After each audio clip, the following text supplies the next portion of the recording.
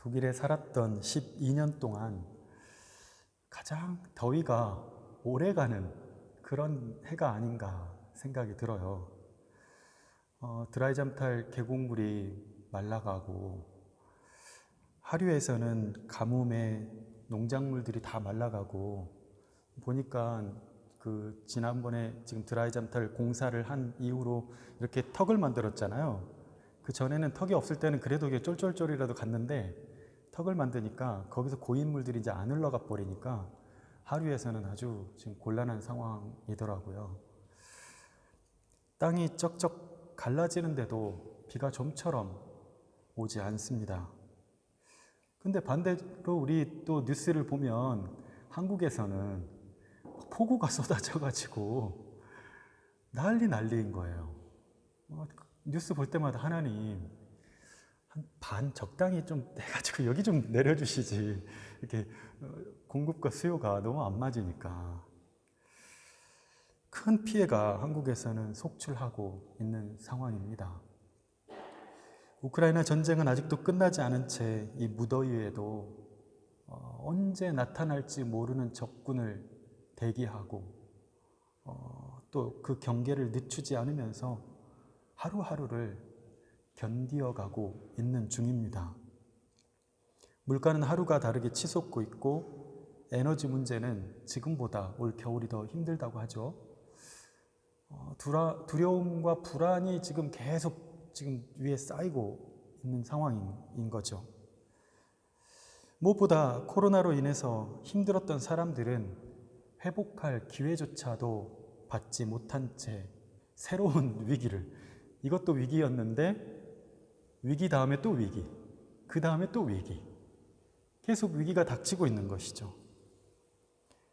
여전히 전염병도 정복되지 않은 채 사람들은 지금도 격리를 당하고 있고 날마다 집 밖을 나올 때도, 오늘 여러분도 이 교회를 나오면서 그래도 오늘은 괜찮을 거야, 별일 없을 거야,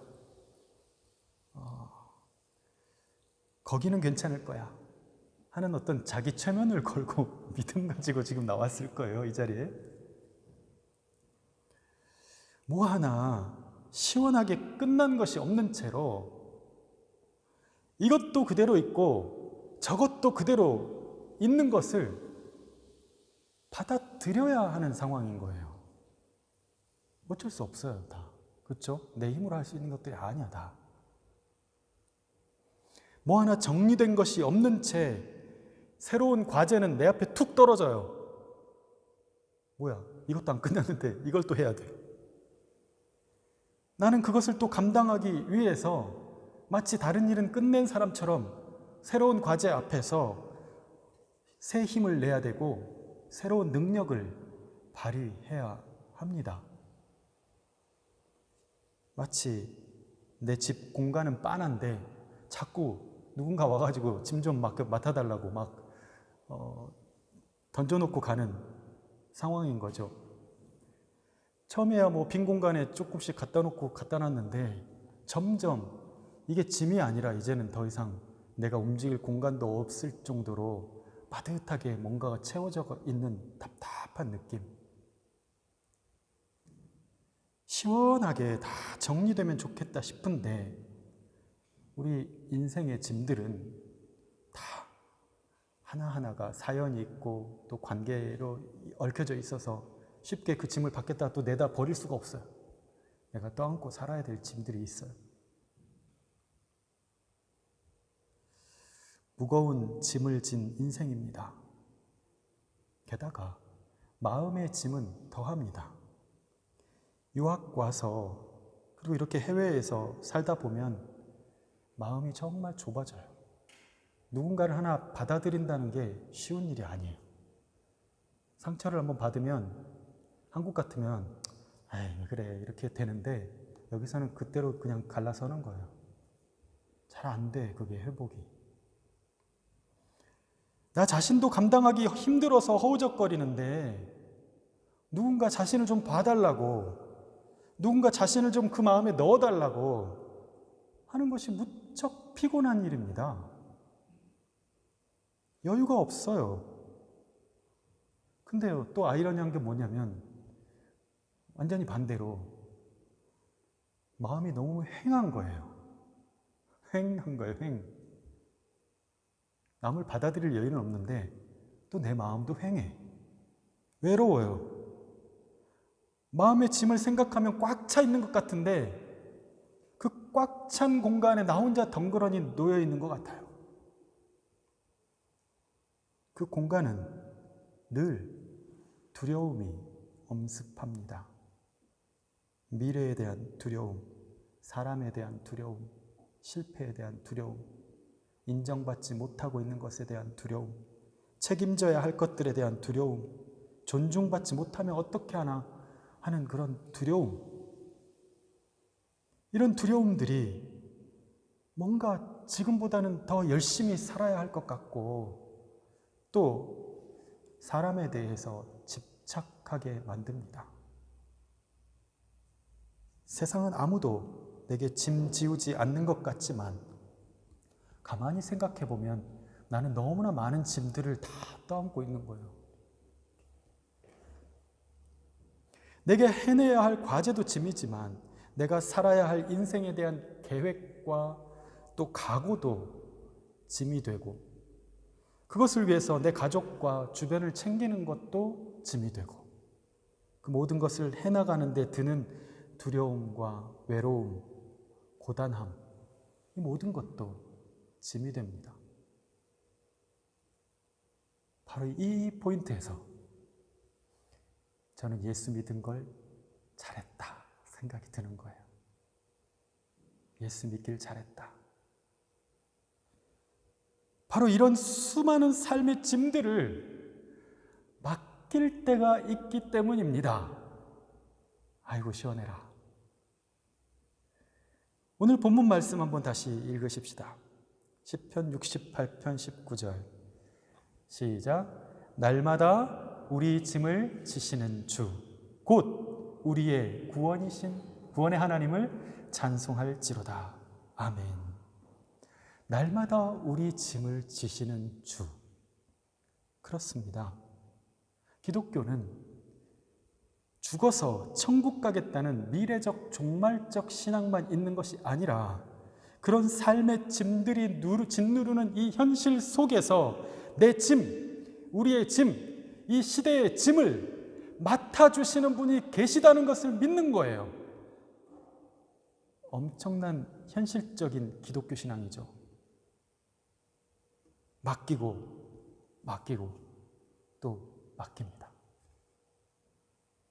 주님은 그 짐을 져주시고 또 져주시고 져주십니다. 이것이 얼마나 놀라운 복음의 비밀인지 모릅니다. 하나님의 나라가 회개하라 천국이 가까이 왔다. 하나님의 나라가 가까이 왔다.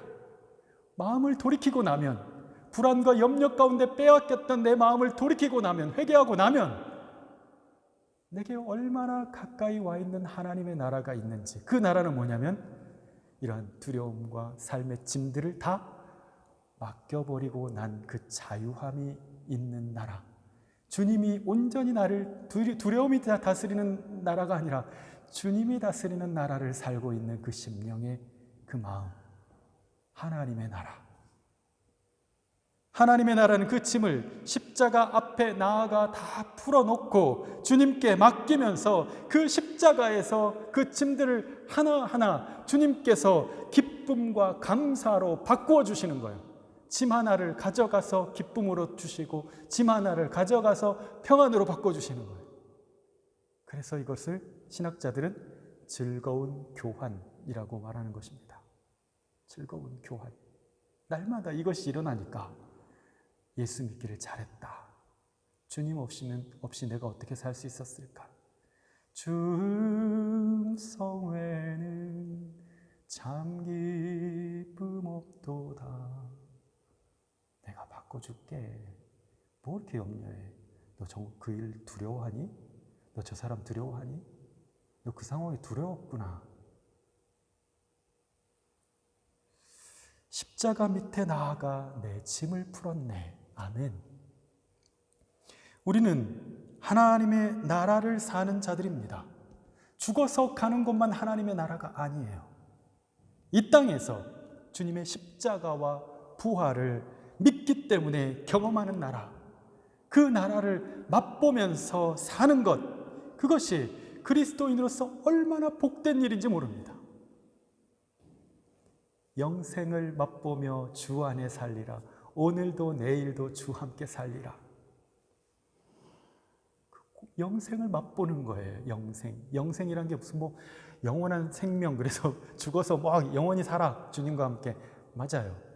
그런데 그 영생을 바로 십자가를 통해서 우리는 날마다 경험하는 거예요. 믿지 않는 사람들은 결코 알 수 없는 하나님의 나라, 하나님께 맡겨보지 않은 사람들은 결코 경험하지 못하는 하나님의 나라, 그 인생의 짐을 다 하나님께 맡기고 나서야 내가 그걸 다 감당할 수 있을 것처럼 낑낑대면서 살아왔던 그 날들이, 내가 왜 그랬을까? 나 왜 그렇게 산 거지? 감당도 못하면서 다 할 수 있을 것처럼 왜 그랬을까? 맨날 상처받았다고 힘들어하고 힘들다고 투덜거리고 원망하고 너 때문이라고 저것 때문이라고 했던 그런 마음들이 왜 그랬을까? 감당도 못하면서 그것을 주님께 맡기고 나서 오는 그 하나님의 나라를 경험하고 나니까 하나님께 맡겼을 때 가장 잘 해결된다는 것을 경험한 거예요. 예수 믿기 잘했잖아요. 그죠? 시편 55편 22절 같이 한번 읽겠습니다. 시편 55편 22절 시작. 내 짐을 여호와께 맡기라. 그가 너를 붙드시고 의인의 요동함을 영원히 허락하지 아니하시리로다. 아멘. 다시 한번 시작. 내 짐을 여호와께 맡기라. 그가 너를 붙드시고 의인의 요동함을 영원히 허락하지 아니하시리로다. 아멘. 이전 성경 번역은 좀 더 과격하게 되어 있어요. 내 짐을 여호와께 맡겨버리라. 이렇게 되어 있어요. 맡겨버리라. 뭔가 더 확실하게 맡기는 느낌이 나긴 하죠. 내 짐을 여호와께 맡기라. 여러분, 인생의 짐뿐만 아니라 여러분 마음의 짐들이 잘 순간순간 내 마음 가운데 찾아오는 짐들이 있어요. 부담스럽게 만들고 껄끄럽게 만들고 불편하게 만드는 것들이 있어요. 그때마다 내 짐을 여호와께 맡기라. 내 짐을 여호와께 맡기라. 맡기는 자가 누릴 수 있습니다. 맡기는 자를 그가 너를 붙드시고 의인의 요동함을 영원히 허락하지 아니하시리로다. 맡기는 자가 의인인 거예요. 여러분이 무슨 의를 그 의인의 반열에 오른 정도의 선한 행위가 해서가 아니라 주님께서 우리가 맡기니까, 예수님의 보혈로 맡기니까 그것을 의롭다 하세요. 그러면서 그 의인의 요동함인 거예요. 주님께 맡길 때 주님께서 붙들어 주십니다. 붙들어 주세요. 다른 아이에게 절대로 안 주려고 장난감을 꼭 붙들고 있는 아이를 생각해 보면, 근데 그런 아이에게도요, 아이스크림을 딱 놓잖아요. 다른 아이한테 절대로 이거 안 놨던 애가 다 놓습니다. 언제 내가 장난감 들었어? 주세요 하고 손이 나와.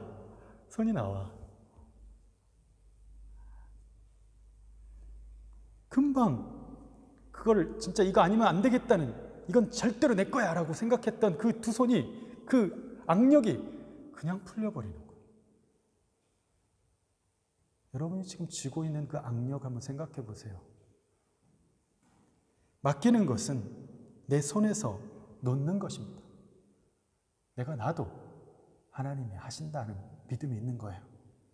끈적끈적하게 붙들고 있었던 것들, 미련이 있어가지고 끈적끈적하게, 너무 더운데 끈적끈적해서 죄송해요.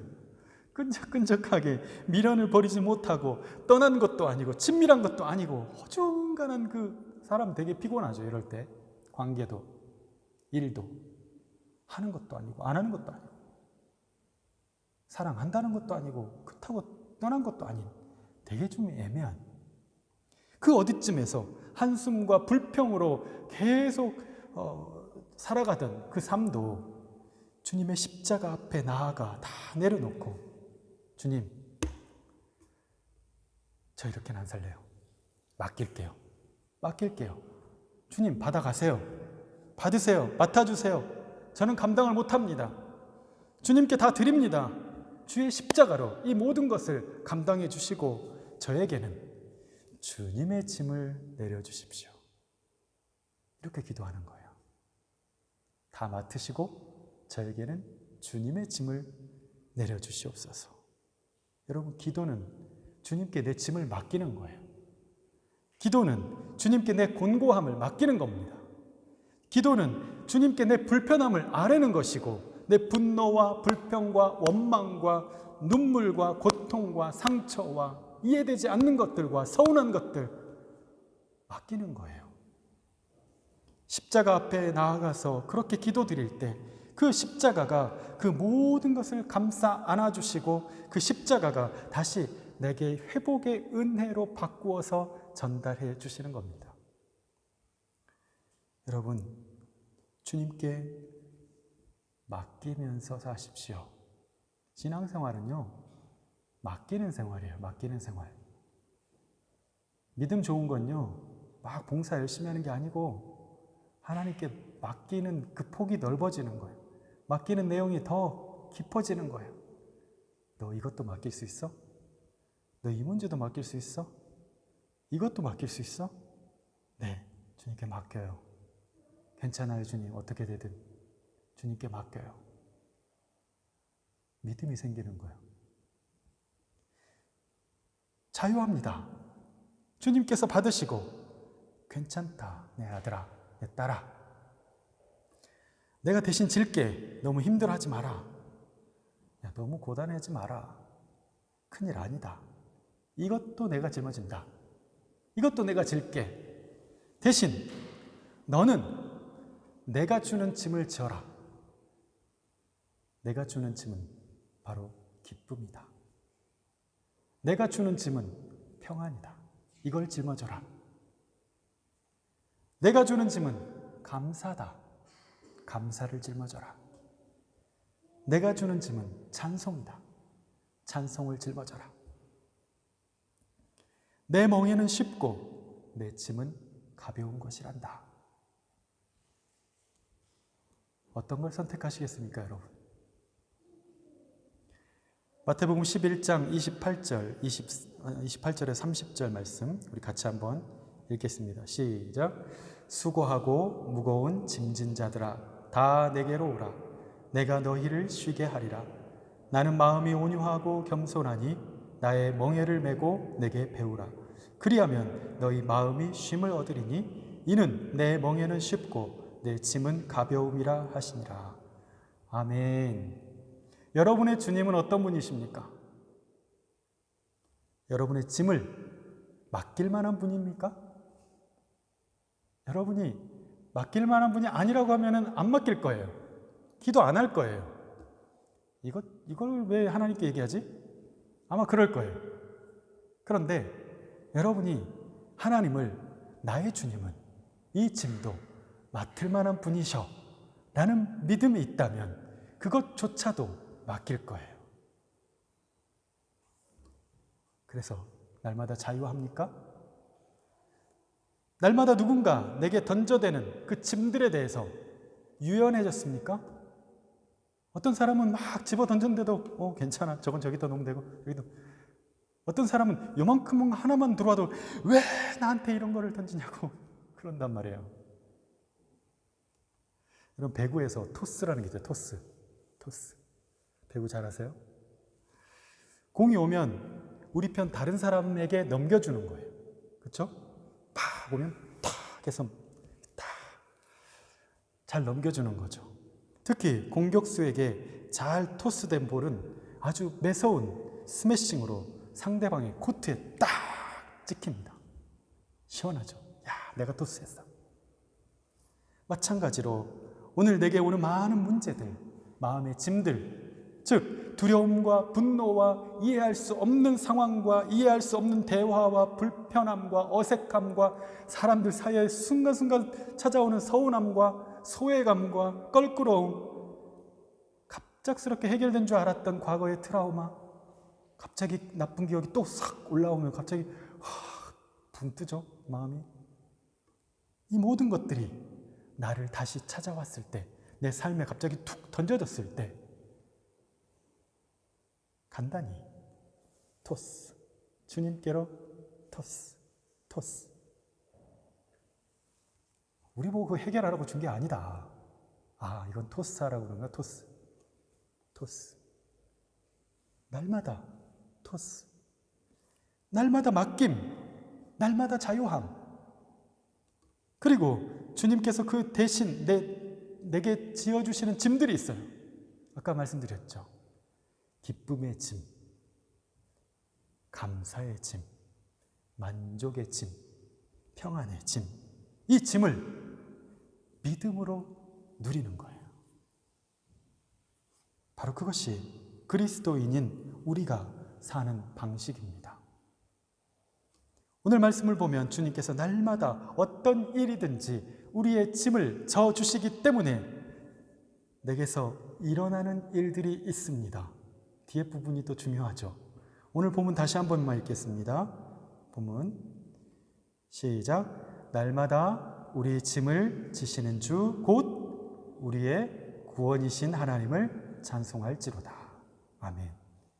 우리의 구원이신 하나님을 찬송할지로다. 짐을 져주시는 것은 구원이죠. 나 짐 때문에 너무 힘들었는데 하나님 날 구원해 주셨어. 뭐죠? 죽어서 천국 간다는 얘기 아니잖아요. 내 짐, 이 무거운 짐을 뭐 이렇게 무겁게 두고 있어. 내가 들어줄게. 싹 들어 올렸어. 아휴, 저걸 왜 내가 읽고 있었지? 고맙네. 뭐가 있었죠? 지금 간단한 상황 속에서 감사가 있고 찬양이 있었어요. 고맙다고 하는. 그죠? 우리 삶에도 마찬가지예요.